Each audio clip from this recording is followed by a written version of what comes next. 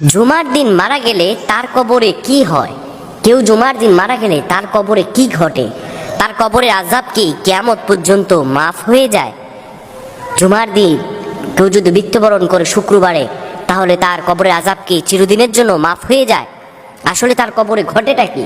প্রিয় বন্ধুগণ আমার, এ বিষয়ে আমাদের ব্যাপকতর প্রশ্ন রয়েছে, এবং এও প্রশ্ন রয়েছে জুমার দিন কেউ মারা গেলে সে কি সরাসরি আল্লাহর জান্নাতে চলে যায়? সই হাদিস এবং কোরআনুল কারীম কি বলছে এই ব্যাপারে? প্রিয় বন্ধুগণ আমার, এই ব্যাপারে অনেকের বিভিন্ন মত রয়েছে জুমার দিনের ব্যাপারে। তাই জুমার দিনের সেই মূল রহস্যটা আজকে উদ্ঘাটন করব ইনশাআল্লাহ। আপনারা যারা শুনছেন সবাই এগুলো সবার কাছে ছড়িয়ে দিবেন এবং শেয়ার করে দিবেন। হে যুবক বন্ধুরা, তোমরা এই ভিডিওটা শেয়ার করে দিবে, এবং যারা দেখছেন ভিডিও হচ্ছে সারা বিশ্বের মানুষ দেখবে, সবাই এই বিষয়টা জানা আশা করছি খুবই গুরুত্বপূর্ণ। প্রিয় বন্ধুগণ আমার, আল্লাহ রাব্বুল আলামিন জুমার দিনের ফজিলত এমন ভাবে পবিত্র কোরআনুল কারীমের মধ্যে দিয়েছেন। জুমার দিনের ফজিলত আল্লাহ রাব্বুল আলামিন সুনিপুণভাবে পবিত্র কোরআনুল কারীমে দিয়েছেন। আল্লাহ রাব্বুল আলামিন জুমার দিন সম্পর্কে পবিত্র কোরআনুল কারীমের মধ্যে একটি সূরা নাজিল করেছেন, সূরাতুল জুমা, ৬২ নম্বর সূরা।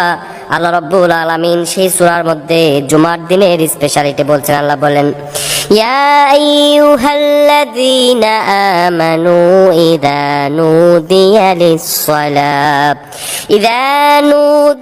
লিস-সালাতি মিন ইয়াউমিল জুমআ ফাসআউ ইলা যিকরিল্লাহি ওয়া দারুল বাই', যালিকুম খায়রুল লাকুম ইন কুনতুম তা'লামুন।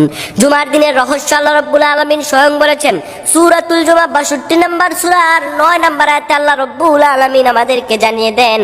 আল্লাহ বলেন, ও হে যারা ঈমান এনেছো, যারা নিজেদেরকে ঈমানদার হিসাবে দাবি করো, যারা নিজেদেরকে ঈমানদার মনে করছো, শোনো।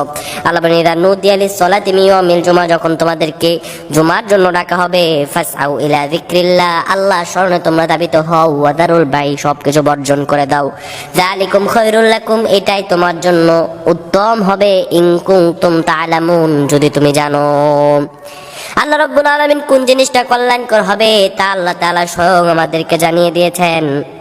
তাই জুমার দিন নিয়ে অনেকের বিভিন্ন রকম ধারণা রয়েছে। কেউ বলে জুমার দিন মৃত্যুবরণ করলে কেউ সরাসরি জান্নাতে চলে যায়।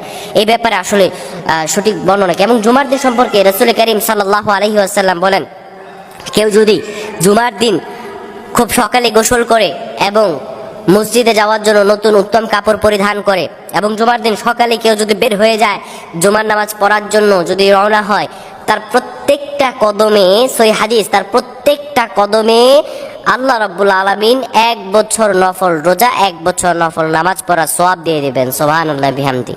জুমার দিনের অত্যন্ত ফজিলত রয়েছে। তাহলে এই জুমার দিনের যেখানে এত গুরুত্ব, সেইখানের ভিতরে কি জুমার দিনে কোনো ব্যক্তি যদি মারা যায়, তাহলে তার কবরটা আসলে কেমন হবে? কি ভয়ঙ্কর? তার কি কোনো শান্তি হবে, নাকি তার কবরে ভিন্ন কিছু ঘটবে? আসলে এই বিষয় নিয়ে আমাদের বিভিন্ন বিষয় জানা এবং জরুরি আমি মনে করছি। তো জুমার দিন যদি কারো মৃত্যু হয়, তাহলে মৃত্যুর বিশেষ কোনো ফজিলত আছে কিনা? আসলে অনেক কি বলতে শোনা যায়, জুমার দিন মৃত্যুবরণ করলে অনেক ফজিলত রয়েছে। আসলে বিষয়টা কি?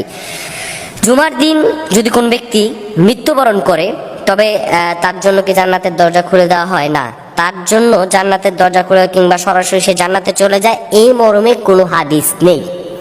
জুমার দিন মৃত্যুবরণ করলে সে জান্নাতে চলে যাবে বা জান্নাতে পৌঁছে যাবে, তার সব গুনাহ মাফ হয়ে যাবে, এই মর্মে কোনো হাদিস নেই। কিন্তু আব্দুল্লাহ ইবনে ওমর রাদিয়াল্লাহু তাআলা আনহু বর্ণনা করেন, এই হাদিসটি হচ্ছে তিরমিজি শরীফের হাদিস 1095 নম্বর হাদিস, এবং মিশকাত শরীফের হাদিস 1367 নম্বর হাদিস, এবং মুসনাদে আহমদের হাদিস 11 খণ্ডের 147 নম্বর অধ্যায়ের হাদিস আপনারা পেয়ে যাবেন।